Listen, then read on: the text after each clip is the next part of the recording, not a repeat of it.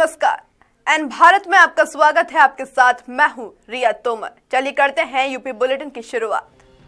अयोध्या के राम मंदिर में रामलला की प्राण प्रतिष्ठा के बाद से लगातार धन वर्षा हो रही है। रामलला के दर्शन करने आने वाले भक्त दिल खोलकर दान कर रहे हैं। राम भक्त जिस बड़ी संख्या में दान पेटी में दान कर रहे हैं, उसे गिनने के लिए 14 लोगों को लगाया गया है। राम मंदिर में न केवल दान पेटी में ही राम भक्त दान दे रहे हैं, बल्कि कंप्यूटरकृत काउंटरों पर भी दिल खोलकर चंदा दे रहे हैं। राम मंदिर में धन वर्षा इस कदर हो रही है कि दिन में कई बार दान पेटियों को खाली किया जाता है और दान के पैसों को गिनने के लिए बैंक के 11 स्टाफ और 3 मंदिर के कर्मचारी शामिल होते हैं। आपको बता दें कि अयोध्या में 22 जनवरी को रामलला की प्राण प्रतिष्ठा हुई थी। राम मंदिर के उद्घाटन को 12 दिन बीत चुके हैं।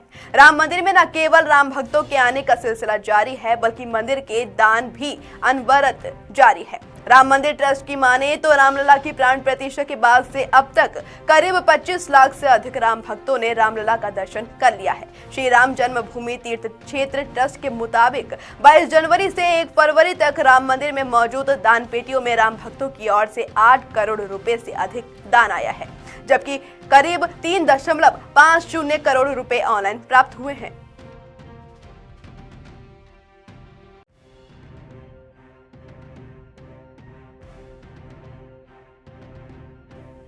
सपा से सीटों के बंटवारे पर चल रही बातचीत के बीच कांग्रेस ने बड़ा फैसला लिया है। कांग्रेस ने प्रदेश की 46 लोकसभा सीटों पर कोऑर्डिनेटरों की संशोधित सूची जारी की है।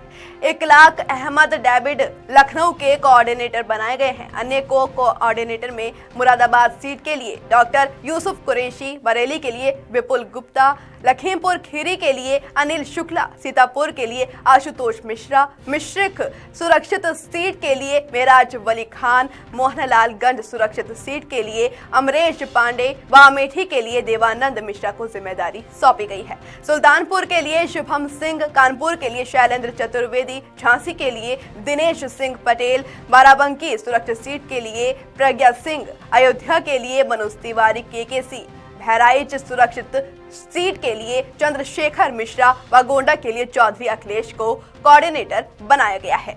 इसी तरह मिर्जापुर के लिए अब्दुल मबूद खान, भदोई के लिए आनंद राय, वाराणसी के लिए चौधरी सतवीर सिंह, गोरखपुर के लिए कौशल त्रिपाठी, महाराजगंज के लिए राजीव पांडे, संत कबीर नगर के लिए हृदय पांडे और डुमरियागंज के लिए प्रभाकर द्विवेदी को जिम्मेदारी सौंपी गई है। कैराना के लिए सोनू पठान, नगीना सुरक्षित सीट के लिए दिनेश अवाना, अमरोहा के लिए अतिफ हसन, गाजियाबाद के लिए सुभाष गांधी और अलीगढ़ के लिए सुभाष शर्मा को जिम्मेदारी दी गई है। मालूम हो कि कांग्रेस ने पूर्व में कुल 80 सीटों पर कोऑर्डिनेटरों की सूची जारी की थी।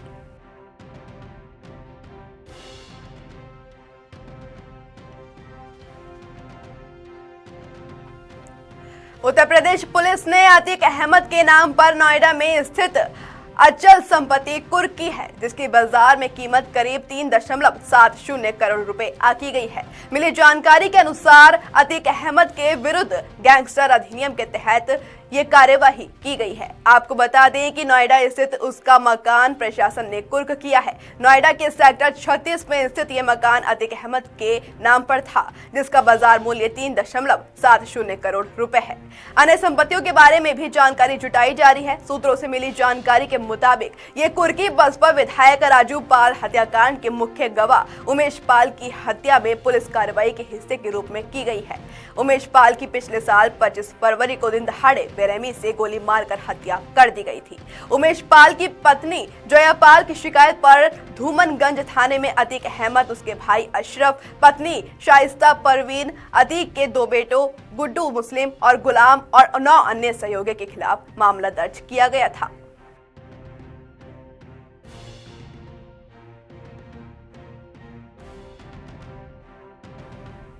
इलाहाबाद उच्च न्यायालय ने मुख्तार अंसारी के बेटे अब्बास अंसारी की सुरक्षा कानून के तहत हिरासत बढ़ाने के आदेश को दरकिनार कर दिया है। अदालत ने कहा कि यदि राष्ट्रीय सुरक्षा कानून के तहत आरोपी की हिरासत की अवधि एक बार तय कर दी जाती है तो उसे बढ़ाने का राज्य सरकार के पास कोई अधिकार नहीं होता है। न्यायमूर्ति सिद्धार्थ वर्मा और न्यायमूर्ति अनीश कुमार गुप्ता की पीठ ने अंसारी द्वारा दायर रिट याचिका स्वीकार करते हुए कहा कि अंसारी यदि किसी अन्य मामले में वांछित न हो तो उसे तत्काल प्रभाव से रिहा कर दिया जाएगा। मिली जानकारी के मुताबिक याचिकाकर्ता ने दलील दी थी कि उसे जिला मजिस्ट्रेट चित्रकूट ने 18 सितंबर 2023 को राष्ट्रीय सुरक्षा कानून की धारा के तहत जारी आदेश के आधार पर हिरासत में लिया था। इस आदेश की पुष्टि राज्य सरकार ने 2 नवंबर 2023 को की थी, जबकि याचिकाकर्ता को प्रारंभिक हिरासत आदेश की तिथि से 3 महीने के लिए हिरासत में लिया गया था। अंसारी की हिरासत 11 दिसंबर 2023 आदेश जारी कर आरंभिक हिरासत की तिथि से 6 महीने की अवधि के लिए बढ़ा दी गई। बताया जा रहा है कि याचिकाकर्ता के वकील ने दलील दी कि राज्य सरकार के पास अपने पूर्व के आदेश की समीक्षा करने का अधिकार नहीं है, इसलिए हिरासत की अवधि बढ़ाने का आदेश बगैर किसी कानूनी आधार का है। अदालत ने याचिका स्वीकार करते हुए कहा कि अंसारी की हिरासत अवधि 3 महीने से परे करना अवैध था और इस प्रकार से हिरासत अवधि बढ़ाने का 11 दिसंबर 2023 का आदेश दरकिनार किया जाता है।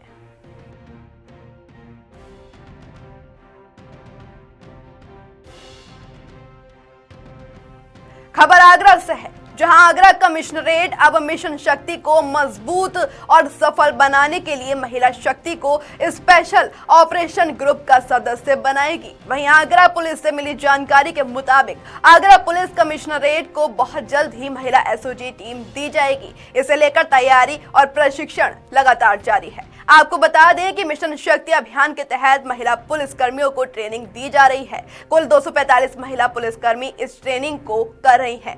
245 पुलिसकर्मियों में से 91 महिला पुलिसकर्मियों ने मार्शल आर्ट की ट्रेनिंग पास कर ली है। 91 पास आउट महिला पुलिसकर्मियों में से 30 महिला कर्मियों को वेपन्स और लाठी चलाने की भी ट्रेनिंग दी जाएगी। वहीं प्रशिक्षण पूरा होने के बाद आगरा पुलिस कमिश्नरेट में महिला एसओजी टीम की तैनाती होगी। कमिश्नरेट आगरा में मिशन शक्ति अभियान के तहत लगातार महिला बीट पुलिस कर्मियों को प्रशिक्षण दिया जा रहा है। इस प्रशिक्षण में उन्हें मार्शल आर्ट्स की ट्रेनिंग दी जा रही है। अभी तक टोटल 245 फीमेल कांस्टेबल्स में से 91 फीमेल कांस्टेबल्स को मार्शल आर्ट्स की ट्रेनिंग दी जा चुकी है। इन महिलाओं में से फिटनेस और उम्र के आधार पर 30 महिलाओं को सेलेक्ट किया गया है, जिनको आगे लाठी एवं वेपन ट्रेनिंग दी जाएगी। इसके बाद कमिश्नरेट आगरा में पहली महिला एसओजी क्रिएट की जाएगी, जो कि अपराध पे नियंत्रण एवं अपराध के अनावरण के सतत प्रयास। खबर कन्नौज से है, जहां मुख्यमंत्री के दौरे से पहले कोर्ट परिसर में हत्या के मुकदमे की तारीख लेने आए युवक पर दूसरे पक्ष से युवक ने तमंचे से फायरिंग कर दी। वहीं इस घटना से गुस्साए वकीलों ने युवक की जमकर धुनाई कर पुलिस को सौंप दिया है। आपको बता दें कि पिता की हत्या का प्रतिशोध लेने के लिए युवक ने न्यायालय परिसर में ही तारीख पर आए हत्यारोपी के ऊपर तमंचे से फायर कर दिया, जिससे वहां बाल बच गया। वहीं कोर्ट परिसर में गोली चलने से वकीलों और वादकारियों में अफरा तफरी मच गई, लेकिन वकीलों ने तमंचा लेकर भाग रहे आरोपी को दबोच लिया और पुलिस के सुपुर्द कर दिया। पुलिस घटना की जांच कर रही है और कोर्ट परिसर में भारी संख्या में पुलिस फोर्स तैनात कर दिया गया है। कोर्ट परिसर में आज 2 वादकारियों के बीच में विवाद हुआ और उसमें एक वादकारी ने दूसरे वादकारी के ऊपर फायर कर दिया। वहां मौजूद अधिवक्ताओं ने उस फायर करने वाले व्यक्ति को मौके पर पकड़ लिया और पुलिस को बुलाकर उसके सुपुर्द कर दिया। हाँ, ऐसा मेरे सुनने में और जानकारी में भी आया है, जिस व्यक्ति ने फायर किया है ये व्यक्ति वादी है और आरोपी जो व्यक्ति है उसके ऊपर फायर किया है। जो मेरी जानकारी में बात आई है, उस जानकारी के हिसाब से आरोपी ने वादी के पिता को मार दिया था। तो मुझे लगता है कि शायद बदला लेने की नीयत से फायर किया गया। खबर सोनभद्र से है, जहां चौपन थाना क्षेत्र के छिकड़ा जंगल में 11.5 वर्ष पूर्व हुई मुठभेड़ में गिरफ्तार हाई कोर्ट नक्सली लालव्रत कोल को अपर सत्र न्यायाधीश प्रथम एहसानुल्लाह खां की अदालत ने उम्र कैद और 30,000 अर्थदंड की सजा सुनाई है। आपको बता दें कि उसे प्रतिबंधित असलहा रखने का दोषी पाया गया है। साथ ही लालव्रत को हत्या के मामले में 1 साल पहले भी उम्र कैद की सजा हो चुकी है। वहीं मुन्ना विश्वकर्मा और अजीत कोल पर भी दोष सिद्ध हुआ है, जिस पर 6 फरवरी को सजा सुनाई जाएगी। अभियोजन पक्ष के मुताबिक 29 मई 2012 को डाला चौकी प्रभारी वीरेंद्र कुमार यादव को छिकड़ा के जंगल में कुछ नक्सलियों की मौजूदगी की सूचना मिली थी, जो किसी बड़ी घटना को अंजाम देने वाले थे। तत्कालीन एसपी सुभाष चंद्र दुबे के निर्देश पर पुलिस, एसओजी और सीआरपीएफ की संयुक्त टीमों ने नक्सलियों की घेराबंदी की। जब नक्सलियों को आत्मसमर्पण के लिए कहा गया तो उन्होंने पुलिस टीम पर फायरिंग करना शुरू कर दिया। जवाब में पुलिस ने भी फायर किया और एक नक्सली को पुलिस ने मौके से मैगजीन अनलोड करते समय गिरफ्तार कर लिया, जबकि उसके अन्य साथी फरार हो गए थे। खबर थाना मुरादाबाद से है, जहां कटघर थाना पुलिस ने चचेरे भाई की हत्या करने वाले ताऊ के बेटे को गिरफ्तार कर लिया है। साथ ही पुलिस ने हत्यारोपी के कब्जे से घटना में इस्तेमाल तमंचा बरामद किया है। वहीं शुक्रवार को एसपी सिटी अखिलेश भदौरिया ने प्रेस वार्ता कर हत्या की घटना के बारे में जानकारी दी। उन्होंने बताया कि बीते 30 जनवरी मंगलवार को अनुपुत्र रवि सिंह निवासी कल्याणपुर खेत के घर की तरफ लौट रहा था। तभी रास्ते में उसके तहेरे भाई रॉकी पुत्र शमशेर सिंह निवासी कल्याणपुर ने गोली मारकर हत्या कर दी थी और आरोपी घटना को अंजाम देकर मौके से फरार हो गया था। सूचना मिलने पर एसपी सिटी अखिलेश भदौरिया समेत फॉरेंसिक टीम और कटघर पुलिस मौके पर पहुंची थी। पुलिस ने घटना स्थल का निरीक्षण करने के बाद अनु के शव को पोस्टमार्टम के लिए भेज दिया था। पुलिस ने मृतक अनु की पत्नी की तहरीर के आधार पर नामजद आरोपियों के विरुद्ध केस दर्ज किया और आरोपियों को तलाश में शुरू कर दी थी। पुलिस ने शुक्रवार को मृतक अनु के तहेरे भाई रॉकी को गिरफ्तार कर लिया है। देखिए, ये 30 जनवरी को दिन में थाना कटघर में कल्याणपुर गांव में एक अन्नू नाम के व्यक्ति की गोली मारकर हत्या कर दी गई थी, जिसमें उसके एक पारिवारिक भाई जिसका नाम रॉकी है, उसको नामजद करते हुए उसके परिजनों के द्वारा मुकदमा लिखाया गया था। और उसी दिन से पुलिस निरंतर इसमें सक्रिय थी और इसमें जो अभियुक्त रॉकी है उसकी गिरफ्तारी पुलिस ने की है और उसके कब्जे से एक अवैध 315 बोर का तमंचा और कारतूस भी बरामद हुए हैं। अभियुक्त रॉकी से जब पूछताछ की गई तो उसने बताया कि उससे घटना से एक दिन पहले मृतक अन्नू और उसके छोटे भाई के बीच में किसी बात को झगड़ा हो रहा था और ये इनका पड़ोसी भी है, तो इसने जाके बीच बचाव करने की कोशिश की थी, जिसको लेके इसका मृतक अन्नू से विवाद हो गया था, कुछ गाली गलौज भी हुआ था। इसका ये भी कहना है कि अगले दिन फिर से अन्नू इसके घर पर चल के आया था और इसके साथ उसने बदतमीजी की थी और इसके संग गाली गलौज किया था। इसी बात से कुपित होके इसने रास्ते में जब उसको चलते हुए मिला ये, तो इसने तमंचे से इस पर फायर किया, जिसमें इसकी मृत्यु हो गई थी। खबर हरैया से है, जहां पोलैंड पर हरैया कस्बे के महूघाट चौराहे के पास अनियंत्रित ट्रक दुकान में घुस गया। मौके पर 2 लोग घायल हो गए। आपको बता दें कि 6:30 बजे बस्ती से अयोध्या की ओर जा रही तेज रफ्तार डंपर अचानक अनियंत्रित होकर डिवाइडर पार कर दूसरी लेन पर जाकर बस्ती की ओर जा रही ट्रेलर में टकरा गई, जिससे अनियंत्रित होकर ट्रेलर पर एक चाय की दुकान में घुस गई। इसकी चपेट में आने से एक स्कूटी सवार और एक अन्य युवक भी गंभीर रूप से घायल हो गया। वहीं दुर्घटना में ट्रेलर चालक भी घायल हो गया था, जिसके बाद हरैया पुलिस को इसकी सूचना दी गई। सूचना मिलते ही मौके पर पहुंची हरैया पुलिस ने एम्बुलेंस की मदद से घायलों को सीएचसी हरैया पहुंचाया। चिकित्सक ने प्राथमिक उपचार के बाद रामवचन और उपेंद्र सिंह को जिला अस्पताल रेफर कर दिया है। आपको बता दें कि हादसे के बाद अयोध्या से बस्ती जाने वाली लेन पर वाहनों की लंबी कतारें लग गई थी, जिसके बाद क्रेन की मदद से ट्रेलर को हटवाकर यातायात बहाल करवाया गया।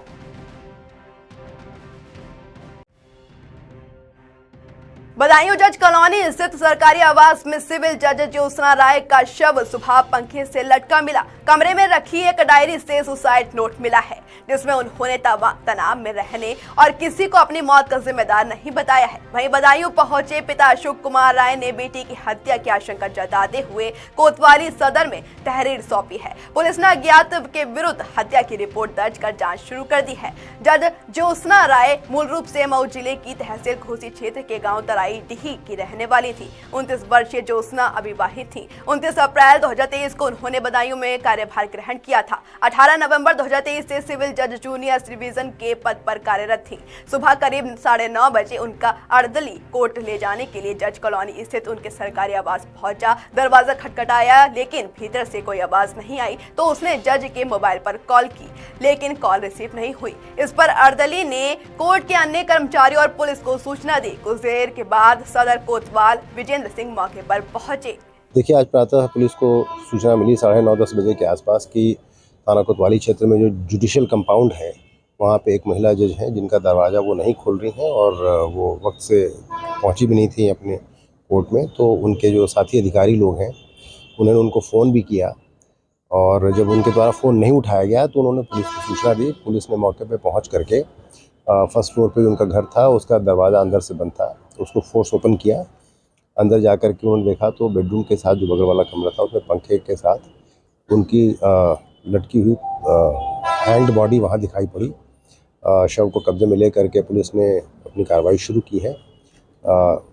वहाँ उनके जो डॉक्यूमेंट्स मिले थे उनमें से भी कुछ चीज़ें प्राप्त हुई हैं जो घटनाक्रम में प्रकाश डालती हैं। समस्त तथ्यों की जांच की जा रही है और इसमें जो भी अगले तथ्य आएंगे उस पर पुलिस अपनी कार्रवाई करेगी। उत्तर प्रदेश में मौसम का मिजाज बदल गया है। उत्तर भारत में कुछ जगहों पर धूप तो अन्य अब झमाझम बारिश हो रही है। रविवार और सोमवार को राजधानी समेत प्रदेश के 52 जिलों में तेज हवा के साथ बारिश की चेतावनी जारी की गई है। आगरा में सुबह बूंदाबांदी होने से मौसम में ठंडक और बढ़ रही है। मौसम विभाग ने 30 से 40 किलोमीटर प्रति घंटे की गति से हवा चलने की चेतावनी दी है। ओला भी गिरने का अनुमान है। मौसम वैज्ञानिक अतुल कुमार मिश्रा के मुताबिक शनिवार शाम से ही राजधानी में बादलों की आवाजाही शुरू हो गई। रविवार और सोमवार को हल्की से मध्यम बारिश होगी। करीब 39 जिलों में मंगलवार को भी बारिश की संभावना बताई गई है। इस दौरान अधिकतम और न्यूनतम पारा में करीब 3-4 डिग्री सेल्सियस तक गिरावट दर्ज की जा सकती है। 7 फरवरी से फिर मौसम साफ हो जाएगा और धूप निकलेगी। 15 फरवरी के बाद सर्दी का असर काफी कम हो गया।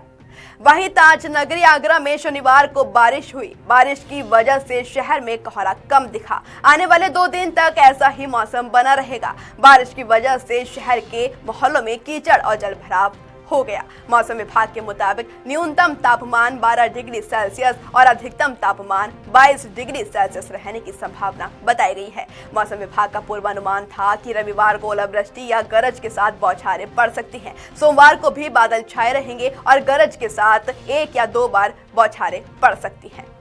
यूपी बुलेटिन में इतना ही। देश दुनिया की तमाम खबरों को जानने के लिए जुड़े रहिए एन भारत के साथ।